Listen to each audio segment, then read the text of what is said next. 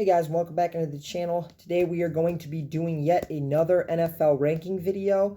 If you did not catch my previous video, we ranked the top 10 quarterbacks currently in the NFL. We went from 10 to 1. Today we're going to be doing the same thing, but with a different position. We're going to be focusing on running backs. Running backs is a position that I found to be a lot more difficult in terms of ranking the 10 guys. Not only that, but then, when I thought back, I thought, with the quarterbacks, I kind of had the top 10. I came up with it relatively easily. I got, it about narrowed down to about 12 guys, and so it wasn't too difficult to narrow it down to a top 10. While with running backs, I had 17, 18 different names that I considered for the top 10.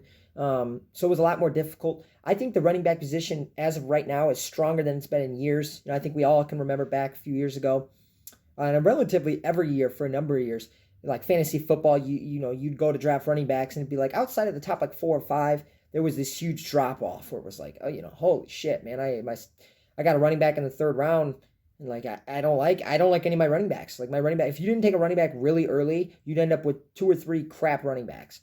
Now I look at the list and it's like, man, you can get solid running backs 3rd, 4th, 5th round. Like there's a lot of good running backs nowadays, particularly in PPR leagues. So this was a difficult process. Like I said, the running back position is stronger right now than I think it has been in years. And so we'll get right into the top 10. In terms of how I rank this, it was kind of a difficult thing. Like I'm not necessarily ranking these guys just based off of last year. So I'm not, like, some of these guys did not have great seasons this prior year. But I'm kind of simply going off of who do I truly believe in my heart are the 10 best running backs right now. Not who are the 10 running backs with the best seasons last year. That's not what we're doing here.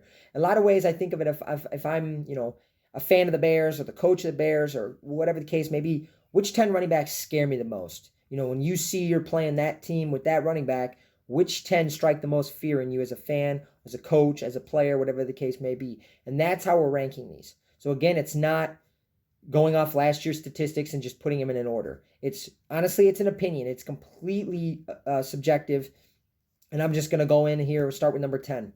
Number 10 is a running back from the NFC North. This is if I had done these rankings the last year and the year before that, this guy would have definitely not shown up. This is his first year cracking a top 10 list of mine.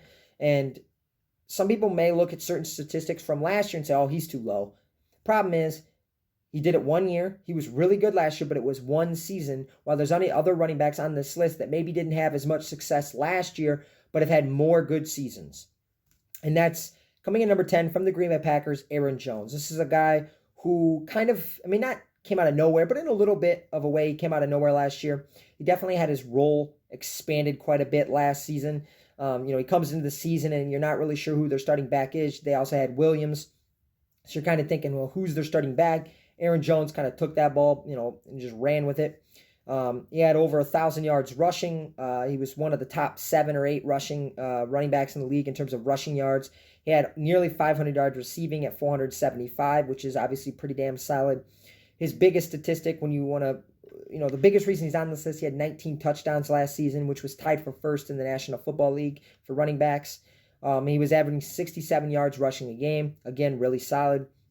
In terms of some negatives with this guy, for one, it's that, this was his first big year. He's not he hasn't got as much of a track record as some of these guys higher up on the list.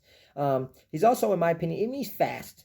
All these running backs are fast. They're running fucking backs. Of course, they're quick. But this guy, in my opinion, doesn't have the same game-breaking speed as some of the guys higher up on the list. And that's kind of, when you look at certain things, certain statistics that show that, is he was, I believe, he was 19th in the National Football Leagues in rushes over 20 yards. He only had 5 of them. So he's not a guy who's going to be a home run hitter all that often. He'll get you 5 yards here, 4 yards here, 3 yards here, which is fine. But I like to have that combined with the ability to break off multiple, 30, 40-yard runs. And I think in comparison to some of these other guys, I think he's not quite as dangerous in that regard. And that's why he comes in at number 10. Coming in at number 9 from the New Orleans Saints is a running back who because Jones had a really good year last year, but this guy is the first guy on the list that didn't have a great year last year, and that is Alvin Kamara. This is, honestly a much different type of running back than a lot of other guys on this list. He's not your bell horse, 20 carries, a game type of back. He was only averaging about 12 carries a game last year, which is about half, not about, well, I mean, neither Derrick Henry, Christian McCaffrey, guys like that. I mean, a lot of those guys are getting 18, 19, 20, 21 carries a game. This guy was only getting 12. A lot of that, they had Latavius Murray. They gave him the ball a lot in the red zone. Obviously, the Saints love to throw the football with Drew Brees, and you got Michael Thomas. So there's a lot of different guys that kind of can steal the spotlight from Kamara on any given game. But I'm trying not to hold that against him. Like, I think the fact that he's smaller in stature and the fact that they have so many different options, he doesn't quite get the workload that some of these other backs get, which in turn is going to keep his numbers somewhat below these other guys. But he still had over 800 rushing yards. Yeah, he had almost nearly 600 yards receiving. That's one of the areas he's really good. If you get him in a PPR fantasy football, he is ridiculous. He had 6 touchdowns, which was down from the previous year. Averaged 58 yards rushing a game, which, considering he was only getting 12 carries a game, is not bad. And again, I think there's other guys on that offense that are really talented that kind of steal the spotlight from him from time to time, but he's still a really good running back, and he's definitely a guy with game-breaking speed, and he definitely is a guy who at any moment can snap off a 60-yard scamper for a touchdown. So he comes in at number 9. Coming in at number 8 is a guy who, if you'd done any of these lists the previous 2 or 3 years, would have been much higher, but he kind of fell in this list going into this year because of the year he had last year, and that is from the New York Jets, Le'Veon Bell. This is a guy that's had a lot of drama the last couple of years with the holdout from Pittsburgh, then going into the Jets. The Jets are fucking awful. They have no fucking offensive line. And last year his workload was down, which he complained about. When you get put on a shit team with a shit line and they use you less often, your numbers are automatically going to regress no matter what. This is a guy who plays with unbelievable patience. That's something that anyone that knows Le'Veon Bell knows that about him. That's one of his very best traits. One of the things he does better than anyone is his ability to just it almost looks like he's playing in slow motion from time to time, and he's just reading his blocks, and he's got an ability to do it like no one else. He's not slow. Again, all these running backs are fast, but compared to some of the others, he's not nearly as fast. But he's just got amazing patience, amazing vision, and that's things you really can't teach. Like he's just you either got it or you don't, and he does. He had a 790 yards rushing last year, which was 23rd in the league, so definitely fell quite a bit in that category. He had 470 yards receiving. He's one of the better receiving backs in the NFL. Only had 4 touchdowns, which is definitely lower than he had in previous years, and was only averaging 54 yards rushing a game, which again was lower. So you're seeing the common theme, all these numbers being down last year. But I don't think it's because Le'Veon Bell isn't good anymore. This is a guy that's only 28 years of age, still, pretty much, he might be a little past his prime, but he's still, right on the edge of his prime. It's not like this guy's fallen off a cliff. I still think he has at least 2 or 3 more good years. He just needs some fucking help, and he needs the ball put in his hands. And hopefully he gets more opportunities this year. Some people may disagree with the spot on the list, but I feel like Le'Veon Bell has to be on the top 10 list at this point. 28 years old, still really good. Jets need to help him the fuck out. Then we go to number 7 on the list, and that's a running back from I was going to say the wrong team because I forgot he was just traded, and that is Todd Gurley of the Atlanta Falcons. This is a guy who, just last year, if you'd done this list, would have probably been at least second, but probably first on most people's list. And holy shit, as he fell from the good graces. This is the guy who, it's kind of weird because if you think, last year he had 12 rushing touchdowns, which was tied for 5th in the league. So this guy was still putting the ball in the end zone. He had another 2 touchdowns receiving, so he had 14 total touchdowns last year, which is pretty goddamn good. Had 867 yards rushing. He had over 200 yards receiving. He was averaging 58 yards rushing a game. So his stats were down, but he was still getting the ball in the end zone. He was still relatively productive. And, he gets, exits from St. Louis, or, God, I said St. Louis tonight twice. Fucking L.A., I forgot. What year am I living in? Not St. Louis.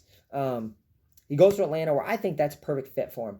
Obviously you're going to the Dome in Atlanta. That turf plays extremely fast, and he's already extremely fast. You got a really lethal passing game with Matt Ryan and Julio Jones and Calvin Ridley. I think he's going to be really effective on that team. I expect him to be better in the passing game in Atlanta than he was with the Rams.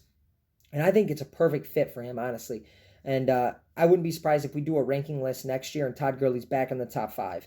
He's 25 years of age. He's right in the middle of his career, right in the prime. There was no reason he should be down at 7, but I just felt like he had to be down there because in my opinion, there's 6 guys that had better years last year and also are arguably just as talented as him. So I had to put him at 7. Coming in at number 6 is a running back who I think, if you take out one small detail, could be higher than this on this list, and that's from the Minnesota Vikings, and that is Dalvin Cook. And, so this is a guy who had over 1,100 yards rushing last year, had over 520 yards receiving, had 13 rushing touchdowns, which was 4th in the league, a really solid season. Had 81 yards rushing a game, again, really solid. A guy that can catch the ball, obviously, over 520 yards receiving. He's really a do-all back. He can pretty much do anything. The only negative to him is the fact that he's in his third year, maybe his third or fourth. He's going into his 4th year. He's never played a full season. Never. Last year was the closest thing he ever got to it. He played 14 games, which, if you're a Viking fan, you'll live with that. But, if you're a guy who throughout your entire career has never played a full 16 games, it's hard to put you much higher than top 6. It's hard to put you in the top 5 at your position when they can't count on you to play a full season ever. And, hopefully this year he's able to do it, because I think, you look at those numbers I read off and they're all pretty goddamn good. What if he'd played those 2 extra games? They'd obviously be even better. So this is a guy who's really got everything working for him, everything going in his favor outside of one thing, and that's the inability to stay healthy for a full season. See if he can change that this year. Coming in at number 5, from the AFC, from the Cleveland Browns, the AFC North, Nick Chubb. This is a running back who had 1,500 yards rushing last year, was 2nd in the league, had 8 rushing touchdowns, 93 yards rushing a game, and to be honest, he reminds you a lot of Derrick Henry. Maybe not quite as good at this point, but he's very similar in terms of they are the big bulking backs, the bruising backs, the backs that, yes, they got speed, but they'll run right through you. And Nick Chubb he's extremely fucking good. Obviously, coming out of Georgia, we all knew the type of player the Browns were getting. Last year was that year where he really broke out. The one issue I have with him is he's not great in the passing game. When you look at a lot of these other guys on this list, they're do-it-all backs. They can run, they can pass block, they can receive. This guy's, there's no reason he can't become a good receiving running back, but at this point, he's not great at it. That's definitely one of the areas that he's below the other guys on this list. And I think as the years go on, and he, what's he, 21, 22, he's not even in his prime yet. I think ultimately he will get better at that, I have no doubt. But, when you're playing the Browns and you see him running at, particularly if you're a player on that team or a coach on that team, if you see him running at you, like I would imagine you're like, fuck me, man, this guy's not going to be easy to tackle. And I think, coming off the year he had last year, and you combine that with the potential he has and the ability he's going to have this year to grow in some areas, I think number 5 was a good spot for him. Coming in at number 4, it was a running back right up there with Todd Gurley, who I think if you'd done this list last year would have been 1, 2, or 3. This is a guy with incredible talent, incredible game-breaking speed, and that's from the New York Giants, Saquon Barkley. He had over 1,000 yards rushing last year, 8 touchdowns, averaged 78 yards rushing a game, and he missed, 3 or 4 games?